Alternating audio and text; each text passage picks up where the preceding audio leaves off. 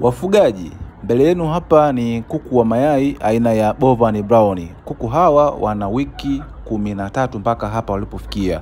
Afya ya hawa kuku ni nzuri kama inavyoonekana, na kwa wale wateja wetu wa mikoani, basi hawa kuku wana uwezo kufugika katika mazingira yoyote. Kwa hiyo haijalishi kuku hawa watafugika katika mazingira ya joto, mazingira ya baridi, basi hawa kuku wana uwezo kustahimili hali ya hewa yoyote.